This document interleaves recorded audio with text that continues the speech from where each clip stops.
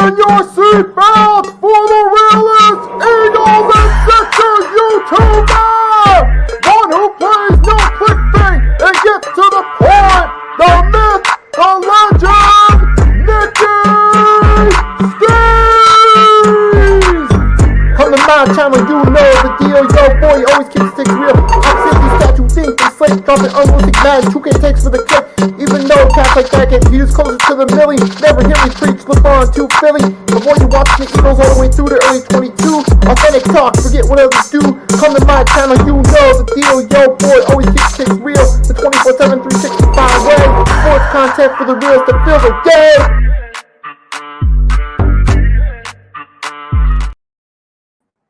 Good morning, folks. It is around time of week again. It is Tuesday. It is around 11:30 a.m. Eastern Standard Time.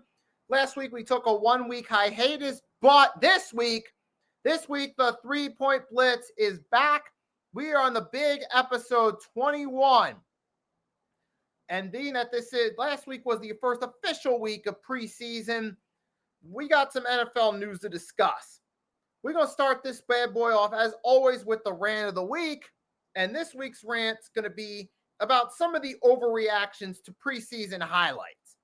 Specifically, one of Tanner McKee. Now, hear me out, folks. First off, Tanner McKee, in the first half, had himself a hell of a performance against the Cincinnati Bengals starting defense as a backup, playing with the other backups. 20 for 25, 2 touchdown passes. He had himself a nice little show and showed that he could be a capable backup.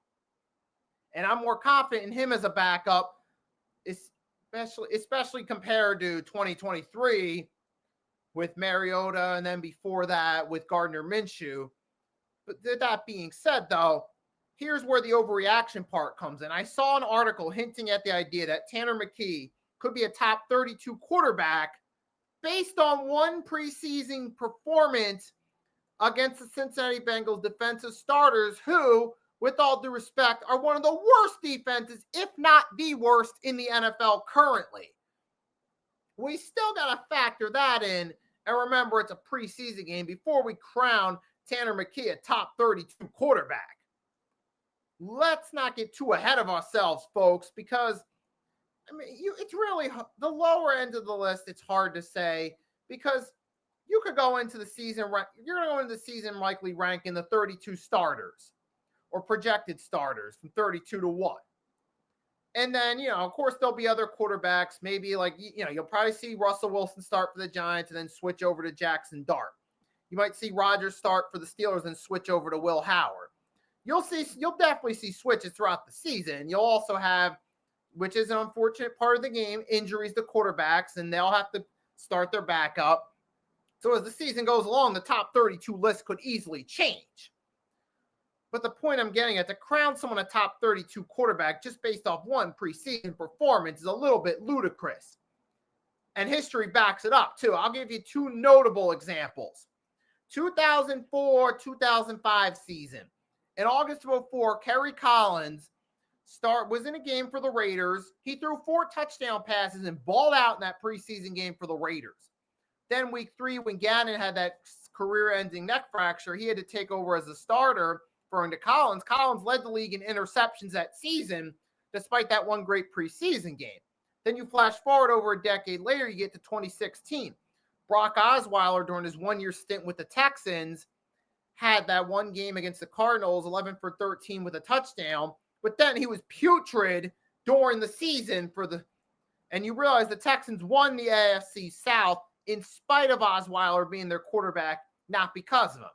And make no mistake, they won that playoff game against the Raiders because the Raiders were down their 3rd-string quarterback named Connor Cook.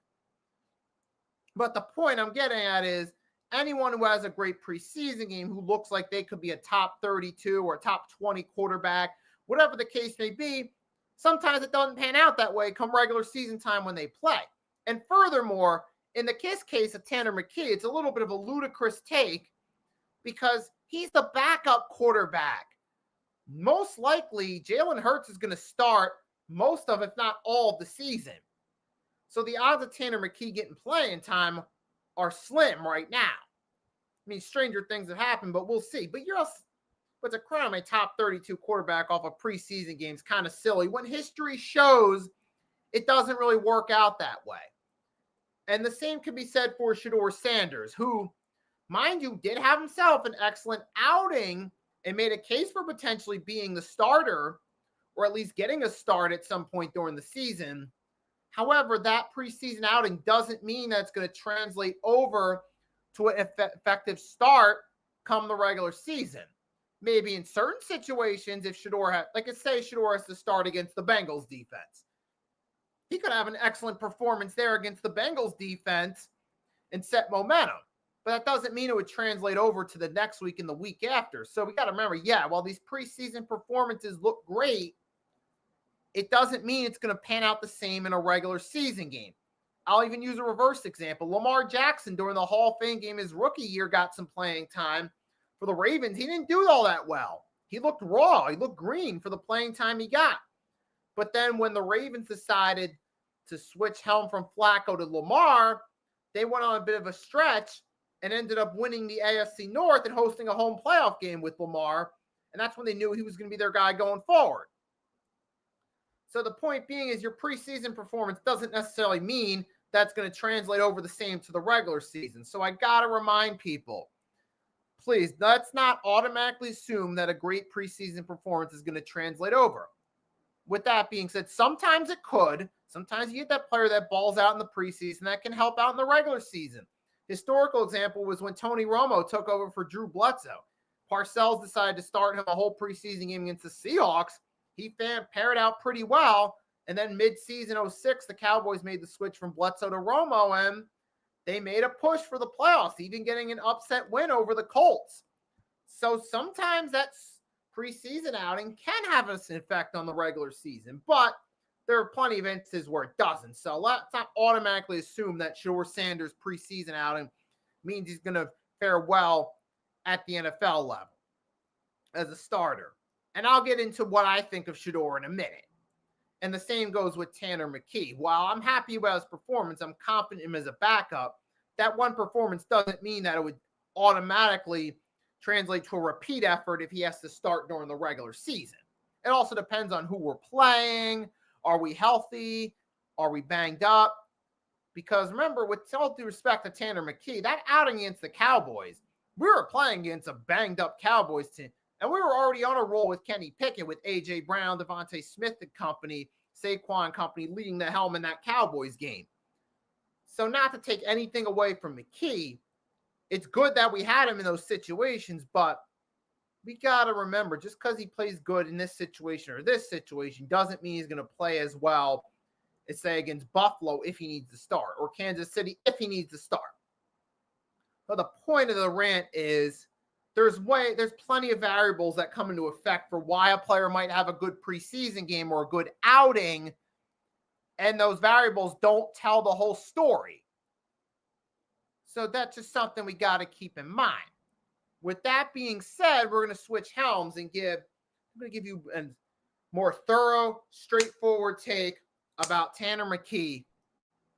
Now I'm going to give you my take on Tanner McKee's performance. Now, with that being said, reiterate, he had 25 passes, 20 completions, 2 touchdowns against the Bengals starters. On one hand, that's a nice stat line. That looks great on paper, that you have a guy who can go out against an NFL defense, starting NFL defense, and ball out during the preseason. Now, could this suggest Tanner McKee could be a starter at some point in his NFL career? Maybe, maybe not. That still remains to be determined.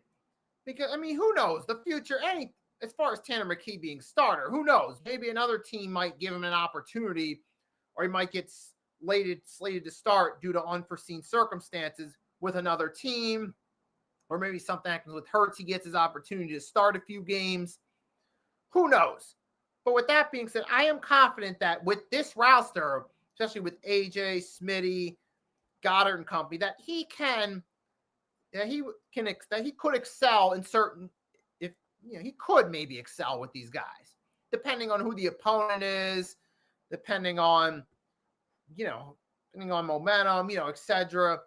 I'm gonna look at something So I started looking back, thinking about the schedule. Now, maybe against, say, the Raiders, if he has to start, he could fare well in that situation if he needs to play, just as an example, with the right pieces around him. So I'm confident that if we need Tanner McKee as a backup to step in, he could get the job done. That being said, though, I think this game really, though, says more about the Bengals defense than it does the Eagles. Because when we remember, guys, no Jalen Hurts, no Lane Johnson, no Landon Dickerson, no Saquon, no AJ, no Smitty, no Goddard. Do I need to go on? And we cooked their starters. That's what we're saying all more about the Bengals and how what defense we already knew was struggling. That was a bottom feeder defense. Got smoked by the Super Bowl champions backups. That says more about the Bengals than it does us. Now, for us, like I said, it could give our backup guys confidence if they do need to play, but that says more about the Bengals starters. You got cooked by the Eagles' second team, not by Hurts, not by Smitty, not by AJ, not by Lane. I'm sorry, but I don't see Joe Burrow getting any help. Now, to his credit, Burrow did have himself a good performance for the time he played on the flip side against the Eagles' backups. Now, that could maybe help boost his confidence going into the season. But with Burrow, it seems like he's destined to be stuck in the same situation he was last go-around. I really got to ask, how, if you're a Bengals fan, if any of your watches, are you confident about this team being better than 9-8 or 10-7?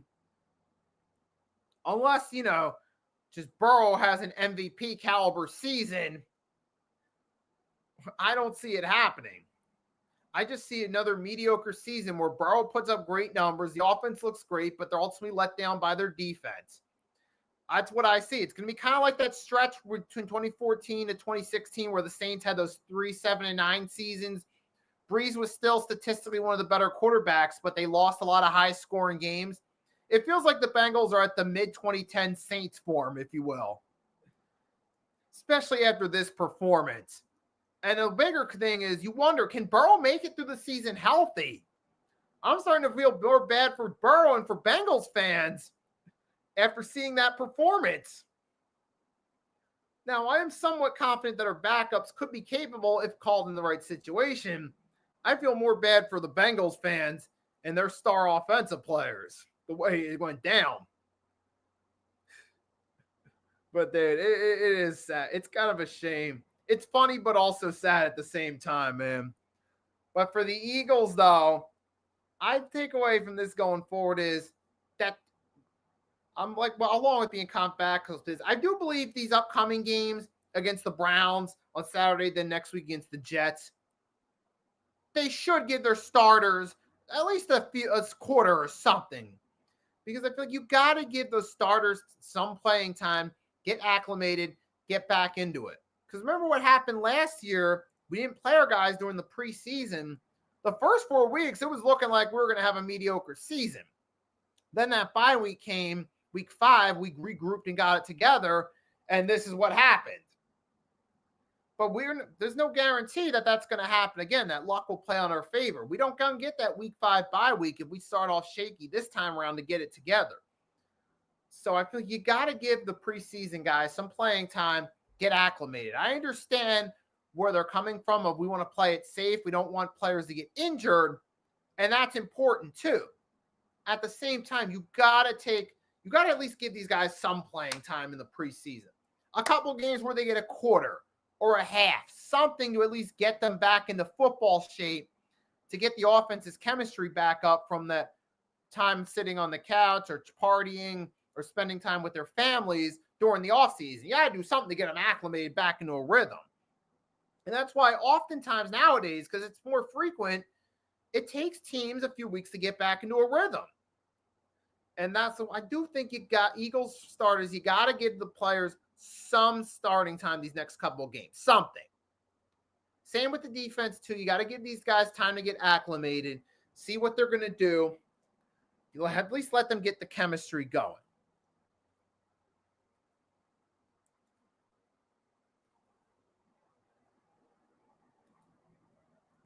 And right now I'm looking around. I'm looking for breaking news, see if there's anything important I need to report to you guys now while we're still on the air. You can bear with me 1 minute. I'm checking right now. We did get something from Adam Schefter pertaining to Jordan Love. I'll pull up the screen, share with you guys 1 moment.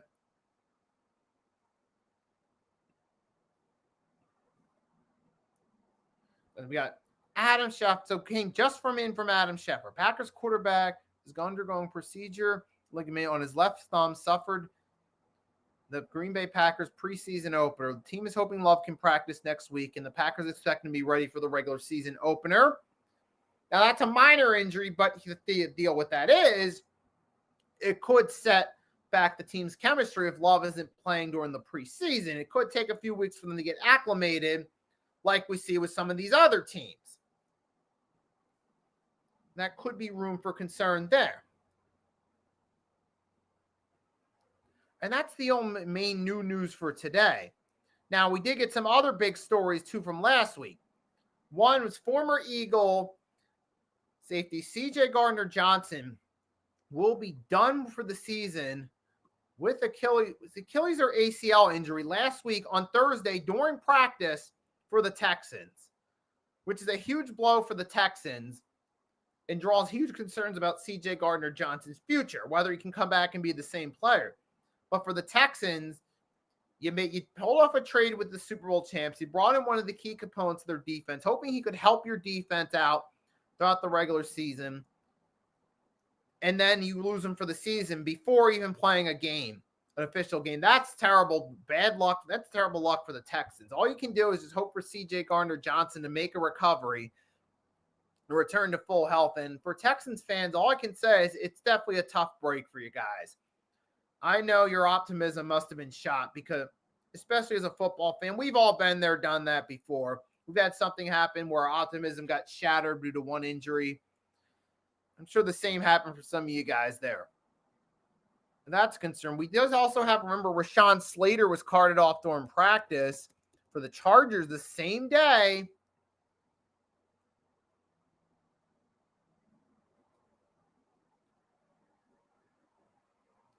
And for Slater, it seems like Slater, he's likely going to be out right there. And Rashawn Slater, because it seems like all they're talking more about signing a guy, and there's news about Rashawn Slater having insurance, and yeah, so it's going to be, what was it? It was a torn patellar tendon. He's going to be out for the season. Yikes.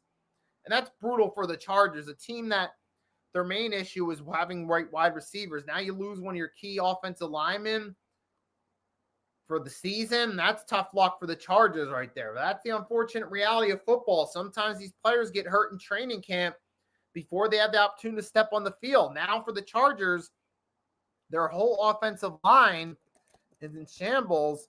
Now you got to wonder from here. Now you had to go and sign David Sharp from the Raiders and hope that this works out and he can fill the void, hope he gets acclimated and makes it through the preseason without serious injury. Well, that's a tough break right there for the Chargers. You just got to hope that he finds a way to make it work. But here's also a veteran who's played with multiple teams. He's only started 6 games. So how well do you think he's going to do in this situation? And here's a David Sharp who has been with the Raiders, Texans, Commanders, Ravens, Panthers, practice squad for the Jets and Chargers. And now here he's officially being brought to the Chargers route. So that's not an optimistic look right there to bring in a David Sharp and hope he's going to fill your woes. So that's bad luck there for the Chargers. And there's a loss. It's a loss for you. But with that being said, I'm going to take a quick break. We'll be right back. Then we're going to discuss some of the winners and losers from week 1 of the NFL preseason, or the projected winners and losers. Be right back in 1 moment. We'll break it down.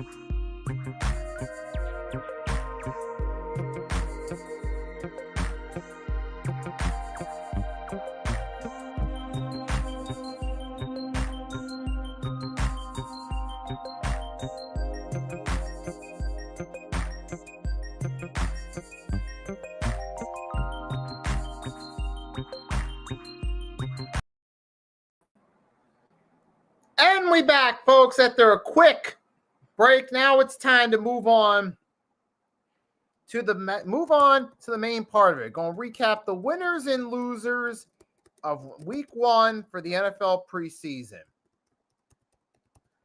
We're going to start with this thing. We're going to start off, get the losers out the way, get the negativity out, and move on to the winners. Starting with Anthony Richardson for the Indianapolis Colts. Oh, yeah. First, it's both Anthony Richardson and the Colts in this case. Richardson, while taking a sack, did suffer a minor injury, which, if this were a guy who had been playing the last 2 seasons in full, and the Colts had maybe snuck in as a wild card one of those 2 seasons, then maybe it wouldn't be such a big concern. But considering Richardson's been in and out of the lineup his first 2 seasons, this is a serious red flag for the Colts. Now you got Anthony Richardson, who went out with a season-ending injury his rookie season, missed some time last year, also had stamina concerns last year, and only in the playing time, and also last year for his playing time, he did have through 8 TDs to 12 interceptions. So not only was he in and out of the lineup, he statistically regressed. His rookie season, he went healthy. He did show some flashes. Then year 2, he went 8 TDs, 12 INTs. And now here he is year 3, starting off the preseason with an injury. Huge concern.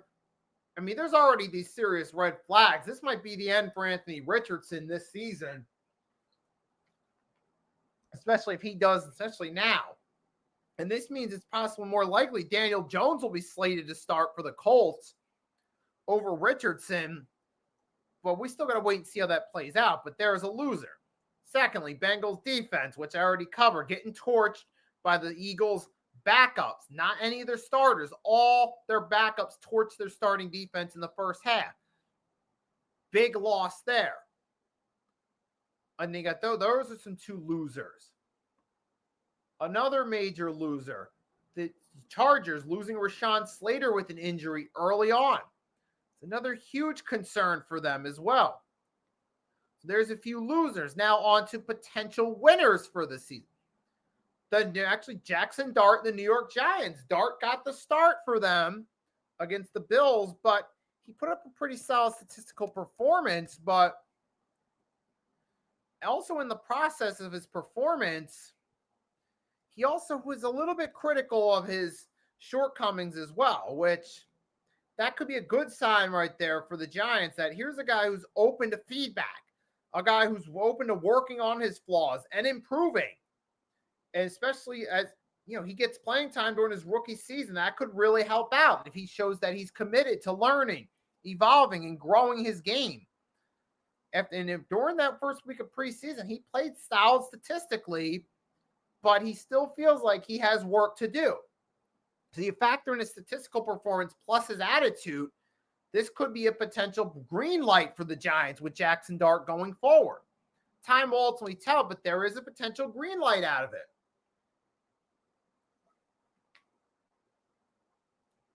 Another projected winner early on is Shedeur Sanders, who, while this is only a preseason game, Shedeur had himself a good performance.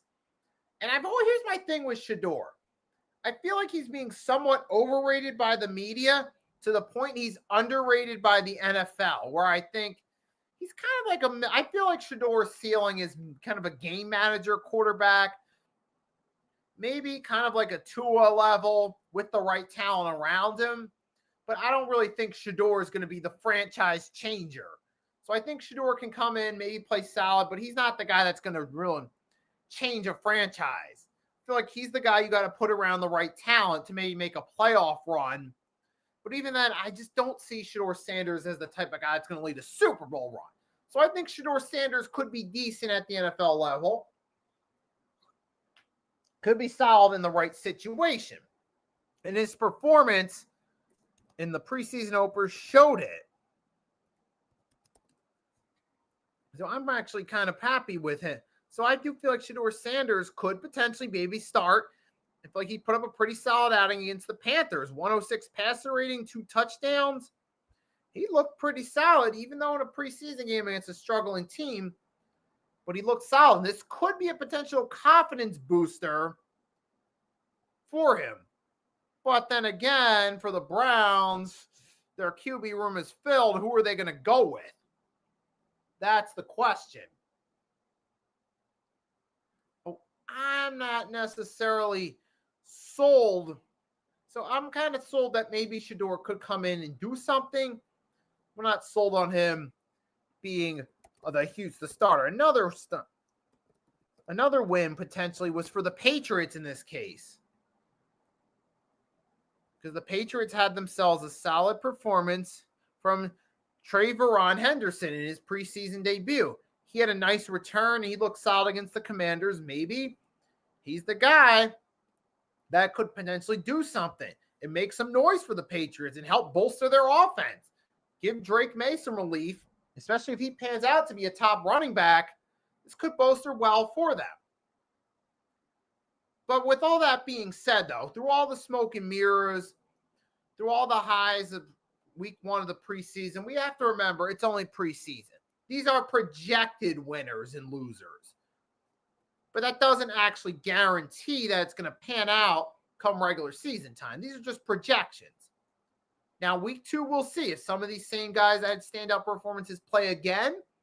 Week 2, when they do solid again, this could be an indication that they could make some noise during the regular season. But that's just a matter of time. We'll see about it.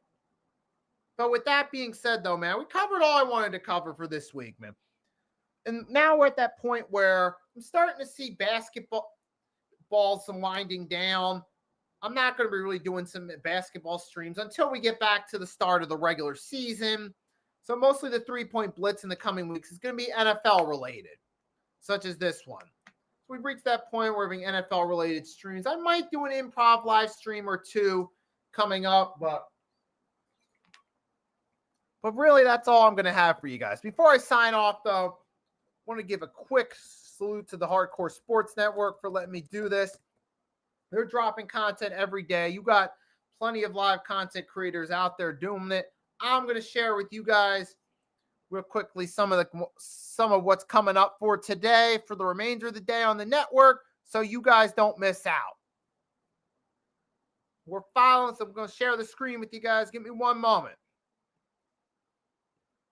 Coming up on the Hardcore Sports Network today, following the 3-point blitz. You still got a few hours in between, but we're going to come back at 2:30 p.m. 2026 NFL Draft prospect Dorian Smith from Brown University will be interviewed on the network. That's going to be live at 2:30 p.m. Then at 3:30 p.m., there's going to be a conversation with NFL free agent Jimmy Bell Jr. And then to finish off with the trio of interviews, 2026 NFL Draft prospect David Williams III will be interviewed coming out of Central Oklahoma University. So you'll want to check those out. You'll have Alec Wright doing these interviews, breaking it down for you, interviewing these prospects. Then you're going to have Talking Phillies Baseball with Aaron Bracey at 5:30 p.m. Eastern Standard Time. So if you're a Phillies fan or an MLB fan, check that one out. And then 7 p.m.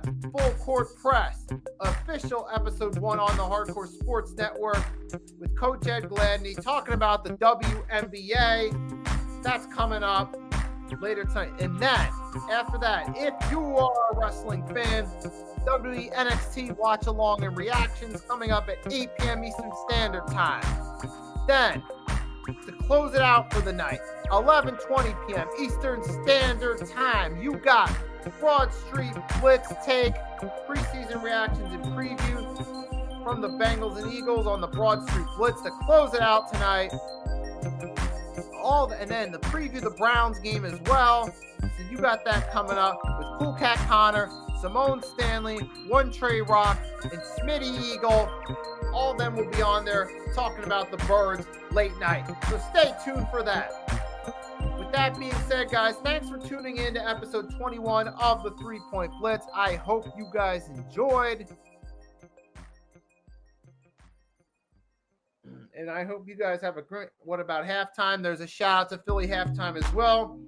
So guys, thanks for joining. I hope you enjoyed episode 21. Next week we'll have episode 22. We'll break down preseason week 2. There might be an improv live stream or two in between. But until then, it's your boy Nicky Stees signing off. Have a great rest of your day.